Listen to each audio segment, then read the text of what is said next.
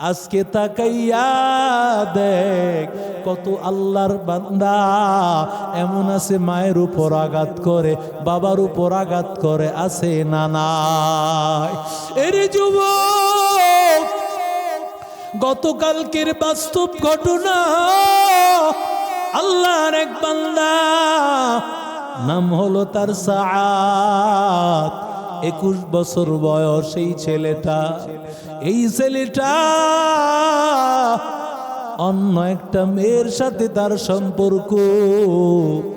এই মেয়ের সাথে সম্পর্ক করিয়া মাঝে মধ্যে টাকা পয়সা নিয়া মেয়ের আবদার পূরণ করতেছে, মেয়েকে নিয়ে খাওয়ায়, রেস্টুরেন্টে নিয়ে খাওয়ায়, বিভিন্ন পার্কে পার্কে ঘুরে, মাঝে মধ্যে বাবার পকেট থেকে টাকা নিয়া সেই টাকা চুরি করিয়াও সে নিজের মেয়েটাকে, ওই গার্লফ্রেন্ডটাকে, নিজের প্রেমিকাকে নিয়ে ঘুরতেছে। যখন ওই মা তাকে বাধা দেয়, ওরে সন্তান, না না, এইভাবে চলিস না রে বাবা, কারণ এই দুনিয়াতে সবচাইতে সন্তানের আপন হলো তার মা আর বাবা। কথা কন না গেল? মায়ের মতো এমন দরদি আর কেউ নাই। আল্লাহর বান্দা, মানুষ কিভাবে এত নিষ্ঠুর হয় রে বাবা? আল্লাহর বান্দা একদিন আসিয়া দেখতেছে আল্লাহর গোলাম, ওর মা ওর জন্য দুপুরের খাবার রান্না করতেছে। আল্লাহর বান্দা, এত নিমক হারাম হওয়া সত্ত্বেও সন্তান উল্টা পাল্টা চলে, নামাজ পড়ে না, মা বাবারে গালি গালাজ করে। ও শেরপুর শ্রীপুরদির যুবক, আমাকে একটু বল, আমার একটু বল, তোর মা, তুই যতই গালি দেস, উল্টা পাল্টা চলো, তোর মা এমন কোনো দিন হয়েছে নাকি বলছে বাবা তোরে আমি আর খাওয়াবো না, তোর জন্য আমি আর রান্না করবো না?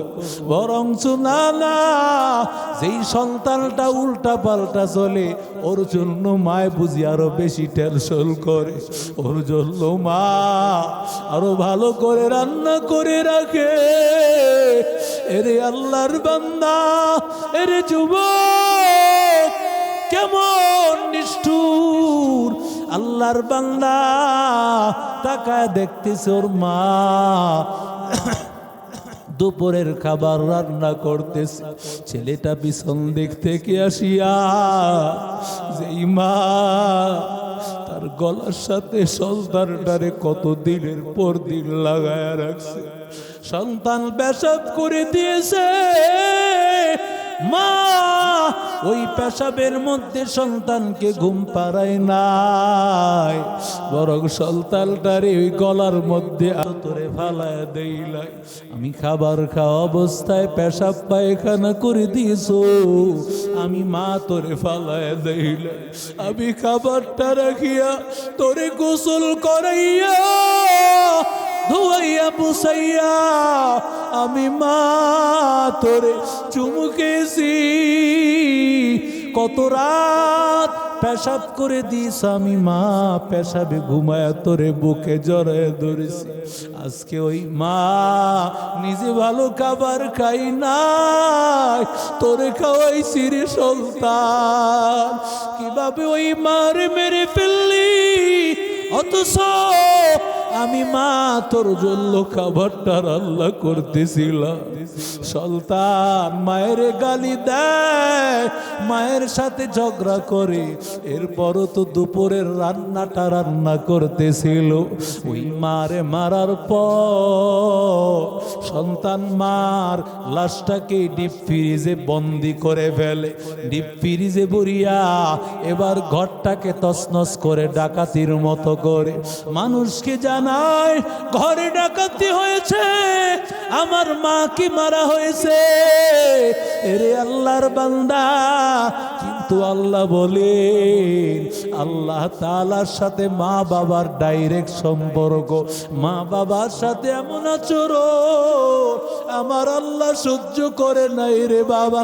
সাথে সাথে ছেলেটাকে ধরা হয়, ছেলেটা নিজেই মোবাইলে স্ট্যাটাস দিয়েছে, মারে মেরেছে, ডাকাতেরা লুটপাট করেছে, আবার নিজেই লিখতেছে আমার মার জানাজা হবে অমুক টাইমে।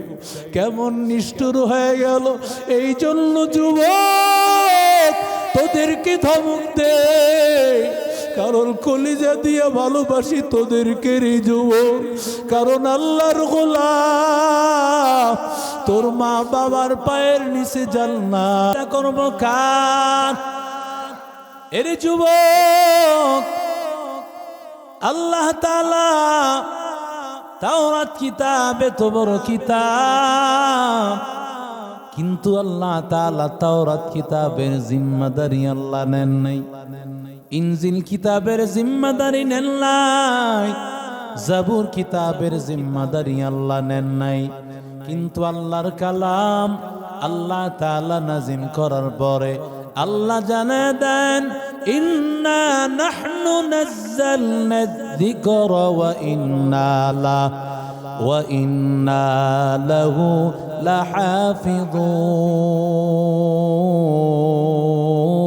লাহাফিযুন। আল্লাহ বলেন এই কোরআন আমি আল্লাহ নাজিল করেছি, আর এই কোরআন হেফাজতের জিম্মাদারি আমি আল্লাহর। এরে আল্লাহর গোলাম, কোরআন আমার আল্লাহ কিভাবে হেফাজত করেছেন তাকাইয়া দেখ। পৃথিবীর কোন কিতাবের কোন হাফেজ তালাশ করে পাবি না, এমনকি বড় বড় 4টা কিতাব তাওরাতের কিতাবের হাফেজ পাওয়া যাবে। আরো জোরে বলেন, তাওরাতের হাফেজ নাই, জাবুরের হাফেজ নাই, ইনজিলের হাফেজ নাই, কিন্তু কোরআনের হাফেজ আছে না নাই? আরো জোরে বলেন, কত হাফেজ রে বাবা। এরে আল্লাহর গোলাম, এই আত-তাহফিজ মাদ্রাসার একটা ছাত্রকে দাঁড় করা দাও, যেই ছাত্রটা এখনো পর্যন্ত নাকের ময়লাটা পরিষ্কার করতে জানে না, ওই ছাত্রকে দাঁড় করায় দাও। গোটা কোরআনের বিসমিল্লাহ থেকে সূরা নাস পর্যন্ত গোটা কোরআন বিনা লোকমা শোনায় দিবে।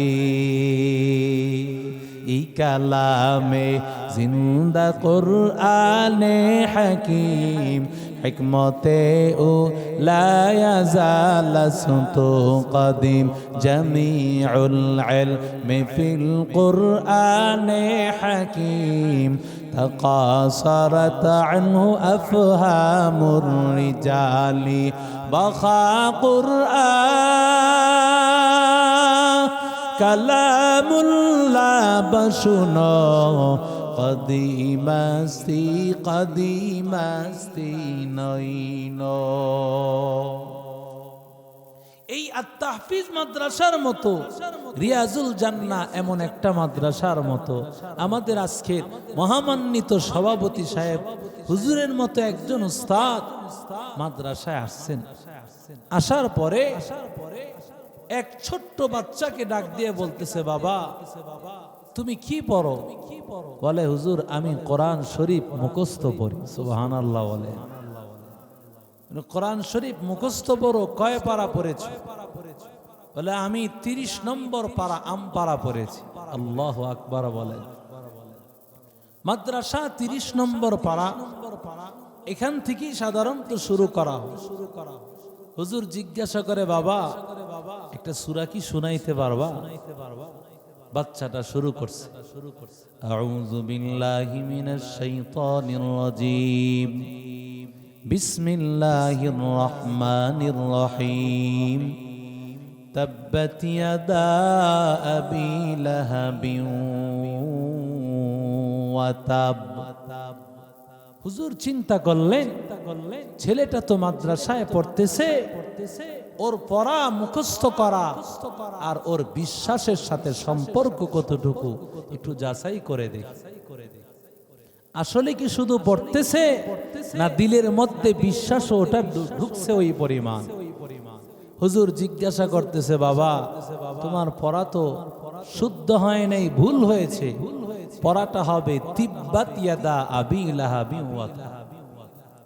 ছাত্র বলে, হুজুর না, এটা তাব্বাত ইয়াদা পড়বে, আমি তাব্বাত ইয়াদা মুখস্থ করছি। সুবহানাল্লাহ বলে। হুজুর বলেন, কোরআন শরীফ দেখাবো? দেখো কোরআন শরীফে কি লেখছে। এই বাচ্চারা উঠাউঠি করো কেন? এটা কি রঙের তামসার মজলিস? আশ্চর্য কথা, কোরআনের মাহফিল শুনতে মনে চায় না তোমার, কারণ আমাদেরকে তো গজব করছে এই মোবাইলে। কথা কোন ঠিক না বেঠিক? এই যুবকগুলো উঠে যায়, যাবে কোথায়? এই জান্নাতের বাগান ছাড়া আছে কোথায় বলো? তোর জীবন নষ্ট করেছো, যৌবন নষ্ট করেছো, তোর চরিত্র নষ্ট হয়েছে মোবাইলের পিছনে। কথা বলেন ঠিক না বেঠিক? কোরআনের একদিনের মাহফিল, আলেম তো হতে পারো নাই, আলেমদের সাথে বসে, ছাত্রদের সাথে বসে একদিন কাঁদবা, একটু চোখের পানি ফালাইবা, তাও তোমার তৌফিক হলো না। তুমি তোমার জীবনকে চালাচ্ছ কোন রাস্তায়? ওই যে চলে যাচ্ছে, দেখছেন? বাস্তব নমুনা। হ্যাঁ, কই যায়? আল্লাহ হেফাজত করুন, জোরে কোনা আমিন। হেদায়েতের মালিক কি? আরো জোরে বলেন। রসুল হেদায়েত দিতে পারেন, নবীজির হাতেও হেদায়েত ছিল না। নবীজির হাতেও হেদায়েত ছিল না, কম চেষ্টা করে নাই নবী বুঝাইতে। ঠিক না বেঠিক? পারছেন নবী বুঝাইতে, আল্লাহর রসুল বুঝাইতে পারেন নাই। এত বছর দাওয়াত দেওয়ার পরেও আবু তালেবকে বুঝাইতে পারেন নাই, আবু জাহালকে বুঝাতে পারেন নাই, উতবা, শাইবা, ওয়ালিদ ইবনে মুগীরা, আবু লাহাবকে বুঝাতে পারেন নাই। কারণ হেদায়েত যার কপালে আছে আসবে, ওরা কোরআনের মাহফিলে বসবে, আখিরি মোনাজাত করে চোখের পানি ফেলে এখান থেকে বিদায় হবে। কারণ রাসূল বলেন, যখন এখান থেকে বিদায় হয়ে যাবে, আখিরি মোনাজাত করে ফেরেশতারা ঘোষণা করবে, ইরজিউ মাগফুরাল লাকুম ওয়া বাদদালতু সাইয়্যাতিকুম হাসানাত। যাও, তোমার সব গুনাহ মাফ, আল্লাহ গুনাহগুলোকে সওয়াবের পাতায় পরিবর্তন করেছে। আল্লাহ আমাদের কবুল করেন, জোরে কোনা। হুজুর যখন এবার তাকে বললেন যে বাবা কোরআন শরীফটা দেখাবো, দেখো না কোরআন শরীফটা দেখ। কোরআন শরীফটা হুজুর দেখাইছেন। আল্লাহওয়ালা তো, তাদের সাথে সম্পর্ক কার? আরো জোরে বলেন, আল্লাহওয়ালাদের সাথে সম্পর্ক কার? হুজুর কোরআন শরীফ দেখাইছেন, ছাত্র তাকায় দেখে কোরআন শরীফে তিব্বাত ইয়াদা লেখা। সুবহানাল্লাহ। ছাত্র বলে, হুজুর না, আমি বিশ্বাস করি না, প্রেস থেকে ছাপাইছে তো, হয়তো তাব্বাতের জায়গায় তিব্বাত উঠে গেছে। সুবহানাল্লাহ বললেন। হুজুর বলে, তাহলে আরো কিছু কোরআন শরীফ আনি। যেই কোরআন শরীফ দেখায়, সেই কোরআন শরীফের মধ্যে ছাত্র তাকায় দেখে তাব্বাত লেখা না, সব জায়গায় তিব্বাত লেখা। আল্লাহু আকবার। ছাত্র কেমন ছাত্র? রিয়াজুল জান্নাত মাদ্রাসার আজকে হাফেজে কোরআনের দস্তরে ফজিলত হবে, দেখবেন। পাগড়ি পরিধান করে দেওয়া হবে। এমন ছাত্রের ছাত্র বিশ্বাস করতে নারাজ, কয় হুজুর আমি এটা তাব্বাত পড়ছি, তিব্বাত হতে পারে না। সুবহানাল্লাহ কয় না, এটা তাব্বাত পড়েছি, তাব্বাতই হবে। কোরআন শরীফের কোন নুসখা বিশ্বাস করে না। হঠাৎ তার একটা কথা মনে পড়ে গেছে। আমাদের উস্তাদ বলেছে, হযরত কোরআনের বাড়ি নাকি লৌহে মাহফুজ। কোরআনের বাড়ি কোথায়? আরো জোরে বলেন, বাল হুয়া কুরআনুম মাজিদ ফি লাওহিম মাহফুজ।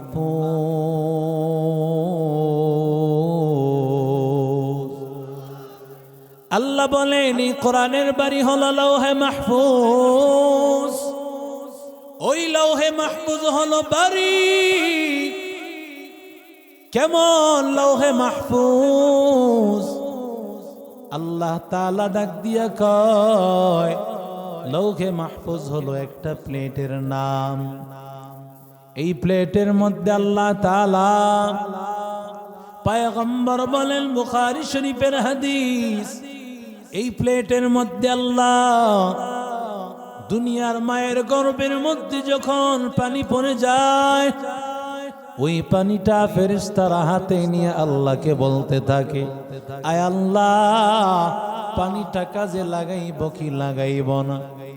আল্লাহ যদি বলে লাগাও, তাহলে কাজে লাগায়, আর না হয় আউট করে দেয়।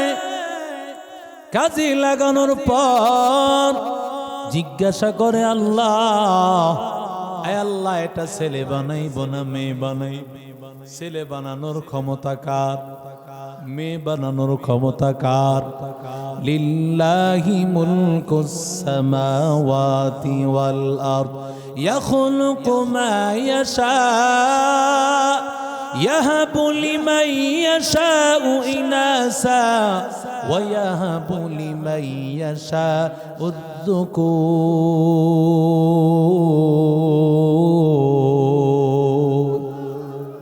আল্লাহ বলেন, ওই আল্লাহর এমন ক্ষমতা যে আল্লাহ কাউকে ছেলে দেন, যে আল্লাহ কাউকে মেয়ে দেন, কাউকে ছেলেও দেন, কাউকে মেয়ে দেন, কাউকে ছেলেও দেয় না মেয়েও দেয় না। ক্ষমতা কার? ছেলে বা মেয়ে দেওয়ার পর আল্লাহ তাআলা ফেরেশতারা ডাক দিয়া বলে, ও মালিক, আয় আল্লাহ, সুস্থ বানাইব না অসুস্থ বানাইব? আল্লাহ পাগুলো ঠিক রাখবো, চোখগুলো ঠিক রাখবো কিনা? আল্লাহ তাআলা তখন ডাক দিয়া বলে, ও ফেরেশতা, পানি কাজে লাগাইবা কি লাগাইবা না? ছেলে বানাইবা না মেয়ে বানাইবা? হাত ঠিক রাখবা নাকি বেঠিক করে দিবা? চোখটা ঠিক থাকবে না বেঠিক হয়ে যাবে? আমি আল্লাহকে জিজ্ঞাসা করার প্রয়োজন নাই, বরং লৌহে মাহফুজের প্লেটের মধ্যে তাকাও। প্লেটের মধ্যে আল্লাহ তাআলা আদম নবী থেকে নিয়া আমার চেহারা, সভাপতি সাহেবের চেহারা, মুহতামিম সাহেবের চেহারা সহ যারা এখানে বসে আছেন, কিয়ামত পর্যন্ত যারা আসবেন, সবার চেহারা আল্লাহ লৌহে মাহফুজের প্লেটে লটকায় রেখেছে। এরে আল্লাহর বান্দা যুবক, ওই লৌহে মাহফুজের প্লেটের মধ্যে আল্লাহর কালাম, আল্লাহর কালামটা ওই লৌহে মাহফুজের প্লেটে হাজির। এরে আল্লাহর বান্দা, ওই হাফেজ ওই ছোট্ট বাচ্চাটাকে হুজুর বলে, লৌহে মাহফুজ তুমি দেখতে চাও নাকি? বলে হ্যাঁ। লৌহে মাহফুজ দেখাইলে বিশ্বাস করবা? বলে হ্যাঁ। লৌহে মাহফুজ দেখান। হুজুর এবার তার পিঠের মধ্যে হাত দেন। পিঠের মধ্যে হাত দেওয়ার পরে বলে, বাবা চোখটা বন্ধ কর। চোখটা বন্ধ করার পরে বলে, হুজুর ডাক দিয়া বলেন, লৌহে মাহফুজের প্লেট কি দেখতে পাও? বলে হুজুর দেখতে পাই। ওই প্লেটের মধ্যে আল্লাহর কালাম আছে নাকি? বলে হ্যাঁ। ওই কালামের মধ্যে সূরাতুল লাহাবে একটু লক্ষ্য করে তাকায় দেখো সেখানে কি লেখা। ছাত্রটা তাকায় দেখে সেখানেও লেখা তিব্বাত ইয়াদা আবি লাহাবিন ওয়া তাব। আল্লাহু আকবার বলে। ছাত্র কেমন বিশ্বাস দেখেন, আমি পড়ছি তাব্বাত, তিব্বাত হতে পারে না। কই লৌহে মাহফুজও বিশ্বাস করবা না? বলে না, এটা তো ফেরেশতারা হয়তো আল্লাহর হুকুমে লেখছেন, তাব্বাতের জায়গায় তিব্বাত লেখা ফেলছে। সুবহানাল্লাহ কইলেন না? আল্লাহু আকবার বলেন। আল্লাহর ওলি ডাক দিয়ে কইনি গোলাম, ও ও ছাত্র,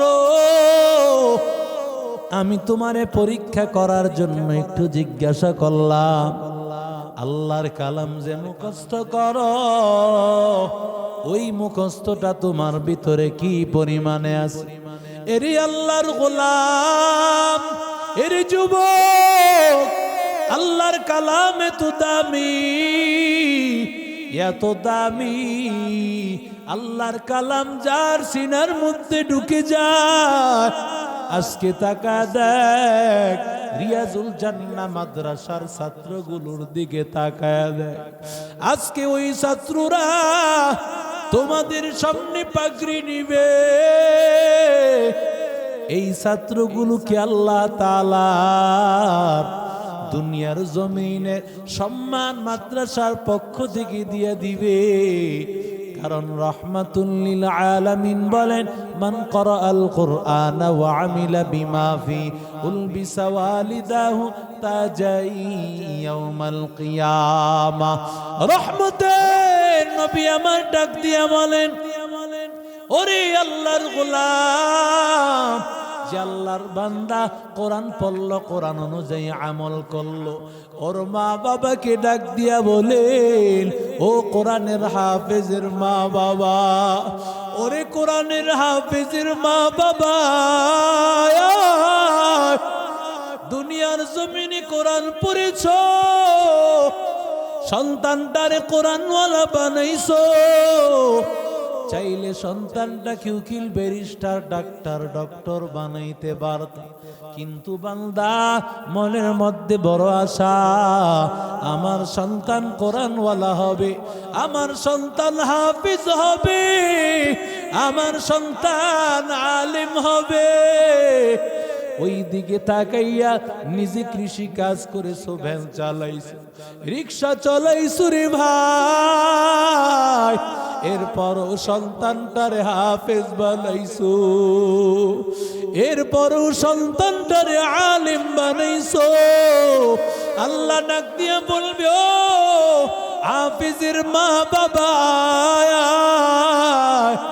হাফেজকে যেমন ভাবে দুনিয়ার জমিনে পাগড়ি পরায় আল্লাহ সম্মান দিবেন, আল্লাহ জান্নাতে আল্লাহ হাফেজের মা বাবাকে আল্লাহ নূরের মুকুট পরাবে। যাউহু আহসানু মিন যাউইশ শামসি ফি বুয়ুতিদ দুনিয়া, যেই নূরের মুকুটের আলোটা সূর্যের আলোর চাইতে 1000 গুণ বেশি হবে। এরি আল্লাহর গোলাম, ও শেরপুরের যুবক, ও আল্লাহর বান্দা, কেমন আল্লাহর কালাম, হাফেজের মা বাবা, হাফেজের মা বাবাকে আল্লাহ তাআলা ডাক দিয়া বলবে, ওরে হাফেজের মা বাবা, দুনিয়ার জমিনে সন্তানটারে হাফেজ বানাইছো, সন্তানটারে আলেম বানাইছো, আমার মালিক আমার আল্লাহ তাআলা দামি 2 জোড়া পোশাক আল্লাহ হাফেজের মা বাবাকে আল্লাহ পরায় দিবেন। হুল্লাতান, এমন 2 জোড়া দামি পোশাক আদম নবী থেকে নিয়ে কিয়ামত পর্যন্ত, এত দামি পোশাকের মূল্য কেউ দিতে পারবে না, এত দামি পোশাক। হাফেজের মা বাবা ওই দামি পোশাক পাওয়ার পর আল্লাহকে ডেকে বলবে, মালিক বিমা কুসিনা হাদা, আয় আল্লাহ এত দামি পোশাক আল্লাহ কেন পরাইলা? আয় আল্লাহ, দুনিয়াতে তো আল্লাহ আমি কৃষক ছিলাম, দুনিয়াতে ছিলাম আমি দিন মজুর, দুনিয়াতে ছিলাম রিক্সা চালক, আয় আল্লাহ এত সম্মান আয় আল্লাহ কেন দিলা রে আল্লাহ? মায়ে ডাক দিয়া বলবে, ও মালিক পড়ালেখা পারতাম না রে আল্লাহ, সন্তানটারে হাফেজ বানিয়েছি, কোনো আমল তো ছিল না রে আল্লাহ, কেন এত সম্মান দিলা?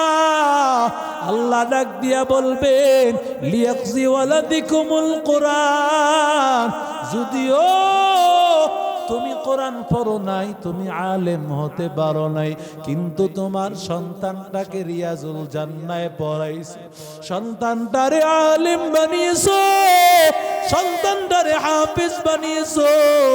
কারণ আমার আল্লাহ হাসরের ময়দানে কোরআনের হাফেজকে ডাক দিয়া বলবে, আল্লাহ ডাক দিয়া বলবেন, ওরে কোরআনের হাফেজের দল, ইউকালু লিসাহিবিল কোরআন, কোরআনের হাফেজকে আল্লাহ ডাক দিয়া বলবেন, দুনিয়ার জমিনে কোরআনওয়ালা হয়েছে, বড় বাড়ি বানাইতে পারো নাই, বড় বিল্ডিং বানাইতে পারো নাই, দুনিয়ার মানুষ কত তিরস্কার করেছে, মাঝে মধ্যে ভালো পেয়েছো, মাঝে মধ্যে ভালো খাবার, মাঝে মধ্যে ভালো খাবার পাও নাই, এরপরও মাদ্রাসাটা সারিয়া যাও নাই।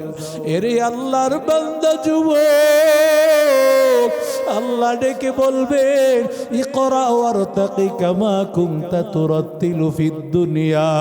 ওরে হাফেজের দল, এর একটা আয়াত তিলাওয়াত কর, আরেকতলা বিল্ডিং উপরে উঠতে থাক, যেখানেই তোর আয়াত তেলাওয়াত শেষ, সেখানেই তোর বিল্ডিং এর সমাপ্তি।